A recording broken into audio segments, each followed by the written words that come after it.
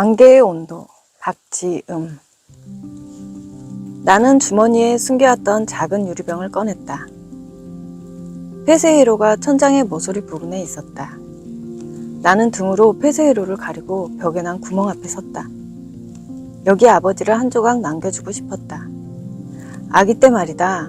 5살 때 네가 얼마나 예뻤는 줄 아냐? 죽은 사람도 살릴 만큼 예뻤어. 아버지가 말했던 그 5살 때가 이곳에서의 시간이었을 것이다.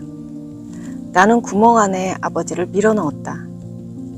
일부라도 내가 지어놓은 공간, 아버지가 행복했던 집에서 계속 머물러 있길 바라며. 아버지 미안해요. 나는 구멍에 대고 속삭였다. 구멍 속을 들여다보았다. 구멍 안에는 밝고 포근한 주황불이 켜져 있었다. 그 안에 메리의 거실이 있었다. 내가 구멍을 들여다보고 있는 곳이 벽난로인 듯했다. 메리와 엘버트, 아들인 브루스가 벽난로 주변에 있었다. 엘버트는 자탁에 앉아 차를 마시며 체스를 두고 있었다. 메리는 소파에 앉아 담요를 두르고 책을 읽고 있었다. 브루스는 바닥에 앉아 블록을 쌓고 있었다.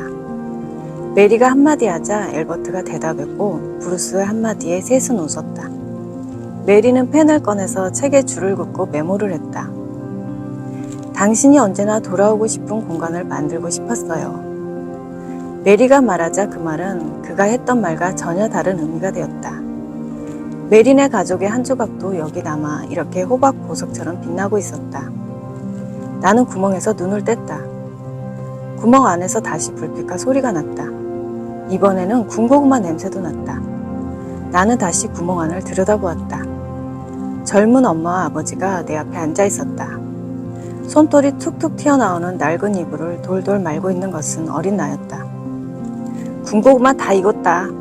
아버지가 내 안에 들이밀고 있던 꼬챙이를 꺼냈다. 고구마가 깨어져서 구워져 있었다. 어린 나는 이불을 걷어버리고 아버지의 무릎에 앉았다. 아버지는 군고구마 껍질을 벗기다가 얼굴에 검은재가 묻었다. 그것을 보고 엄마가 웃음을 터뜨렸다. 노랗게 익은 고구마 한 입을 받아먹은 어린 나는 또 달라고 입을 새처럼 벌렸다. 어린 내가 고구마를 먹고 있는 모습을 지켜보던 나도 군침을 삼켰다. 얼마나 따뜻했는지 그 한 조각의 고구마가. 내가 다시 돈 많이 벌면 이만한 집 사서 살게 해줄게. 아버지가 엄마를 보고 말했다.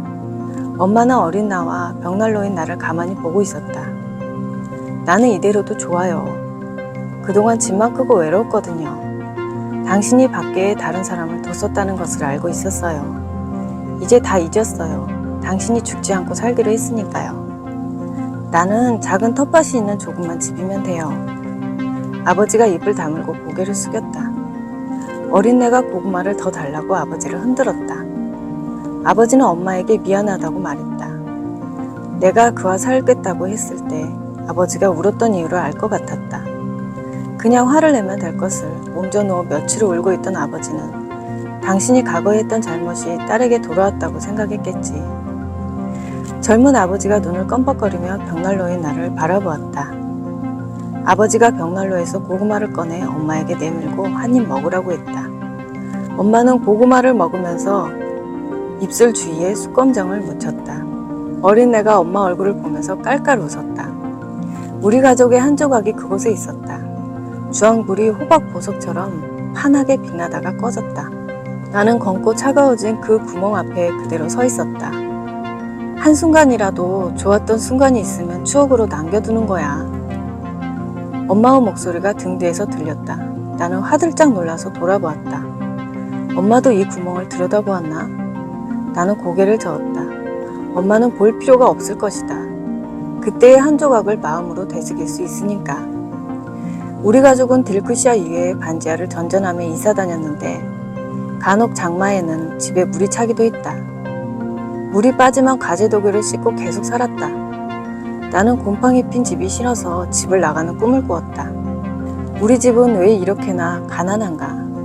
해가 잘 드는 집을 지을 수 있는 어른이 되어야지 다짐하며 잠이 들었다. 대학에 다니고 졸업해서 취직해도 형편은 달라지지 않았다. 내가 부모를 돌보고 노후를 책임져야 할지 모른다는 생각까지 들자 진짜 도망가고 싶었다. 그는 나한테 도피처였다. 그가 꿈꾸는 집을 지어주길 바랐던 것이 아니라 도망갈 기회를 주길 바랐던 건지 모른다. 나의 이런 빈 마음을 간파한 그의 아내는 폭소를 터뜨린 거겠지. 엄마와 나는 딜쿠시아를 낳아서 도시를 내려다보았다. 내려다보았다는 표현은 적당하지 않았다. 과거의 딜쿠시아는 높은 지역에 있었지만 지금은 주변의 주택들이 올라가서 툭 파묻혀 있었다.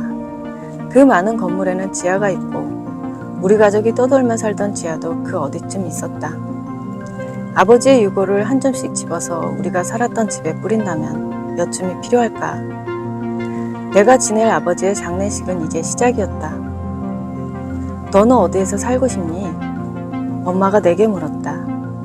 나는 메리의 집을 올려다보고 엄마의 뒷마당을 떠올렸다. 콩과 옥수수를 따먹으러 새들이 날아오던 곳. 메리의 집과 엄마의 집 사이에는 무수히 많은 빌라와 주택과 아파트가 있었다. 내가 원하는 집은 그 사이 어딘가에 다시 지어지고 있었다. 구멍이라는 표현이 굉장히 시적인데 그 단어를 선택한 이유가 뭐예요? 제가 이거를 쓰러 이 딜쿠시아를 한 3번 이상 갔거든요. 근데 마지막에 갔을 때 거기서 진짜 요만한 구멍을 발견했어요. 벽에 벽난로였던 자리를 막아둔 거예요. 공사를 하면서. 그래서 이제 그 구멍을 이렇게 들여다봤어요. 저도 모르게. 그러면서 이 집에서 살았던 사람들의 어떤 역사가 그 구멍 안에 다 남아있지 않을까? 이런 생각을 하고 구멍이라는 표현을 쓰기 시작했어요. 딜쿠시아라는 장소를 여기 이렇게 녹아내게 된 계기는 어떻게 돼요? 그러니까 제 독서클럽 멤버 중에 이렇게 모든 공간을 찾아다니는 친구가 있어요. 그래서 그 친구가 우리를 데리고 갔어요. 거기에 딜쿠시아라는 곳이 있다. 근데 우리가 갔을 때는 거기가 문을 닫고 있었어요. 왜냐면 복원을 시작하고 그 전체를 어떤 철조망 같은 걸로 다 쌓아놨더라고요. 그래서 들어가 볼 수가 없었어요. 그래서 더 많은 궁금증이 생겼어요. 몇 번을 쓰면서 제가 이제 문장 앱진에 메리의 집이라고 발표를 했었는데 그거를 다시 뒤집었어요. 소설집에 넣으면서. 메리의 집은 너무 단적인 시선만 넣었다고 생각했어요. 여성의 시선, 거기에 살았던 메리라는 여성의 시선만 넣었다고 생각해서 그 집에 차곡차곡 쌓이는 무엇을 찾으려고 다시 쓰게 됐어요. 그래서 공간의 확장을 굉장히 느낄 수 있을 거예요. 왜냐면 이 소설집을 읽고 나면 굉장히 넓은 딜쿠시아를 상상할 텐데 실제로 가보면 몇 칸의 방으로만 이루어져 있거든요. 저는 그런 생각이에요. 소설 안에는 아주 작은 공간에도 수만 명을 몰아넣을 수 있다. 아주 작은 공간에도 고대부터 현재까지의 시간을 몰아넣을 수 있는 상상력의 공간이라고 생각해요. 그래서 딜쿠시아에다가 모든 역사적인 뭔가를 넣고 싶었어요. 사람의 어떤 시간? 네.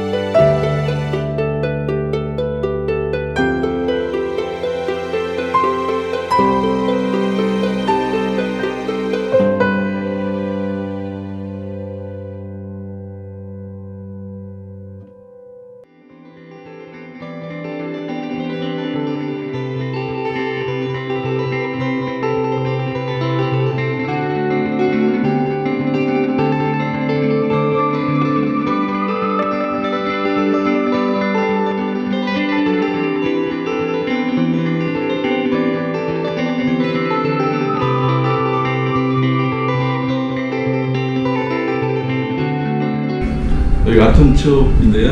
네. 뭐 이름 어떤 유래각이 있어요? 러시아의 그 유명한 소설가이자 극작가 안톤 체홉 이름을 딴 건데요.